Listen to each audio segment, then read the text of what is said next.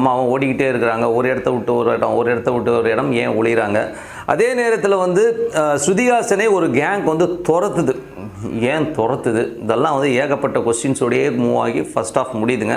So இதுக்கு நடுவில் வந்து பிரபாஸும் ஸ்ருதிஹாசனும் பழகுறாங்க. பழகும்போது அந்த ஸ்ருதிஹாசனை அட்டாக் பண்ணுற கும்பலை வந்து பிரபாஸ் வந்து அடித்து நொறுக்கி கொண்டு வரும்போது அந்த இன்டர்வல் பிளாக் வருது. அதுக்கு நடுவில் வந்து அவங்க அம்மா வந்து இவனை கத்தி எடுக்கக்கூடாது, நீ சண்டை போடக்கூடாது சத்தியம் வாங்கியிருப்பாங்க. அதனால் பல சூழ்நிலைகளில் பிரபாஸ் வந்து ஸ்ருதிஹாசனை நடக்கிற ஒரு அட்டூழியங்களையும் அநியாயங்களையும் தட்டி கேட்க முடியாமல் அப்படி குதிச்சு போய் நிற்பார்.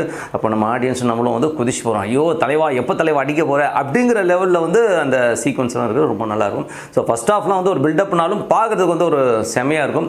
அதே நேரத்தில் வந்து ஒரு 20-30 பேரை அடிக்கிறதுங்கிறது வந்து பார்த்திங்கன்னா நம்ம நிறைய தமிழ் படங்கள்லாம் பார்த்தீங்கன்னா நோஞ்சா மாதிரி இருப்பார் ஹீரோ, 20 பேர் அடிக்கிறதா காட்டியிருப்பாங்க. பட் இது வந்து நம்புகிற மாதிரி இருக்குது. ஏன்னா வந்து பிரபாஸ் அவருடைய ஹைட்டு வெயிட் இந்த பிரம்மாண்டத்தை எல்லாம் பார்க்கும்போது அவர் கண்டிப்பாக அடிக்கிற மாதிரியே இருக்குங்கிறது தான் ரொம்ப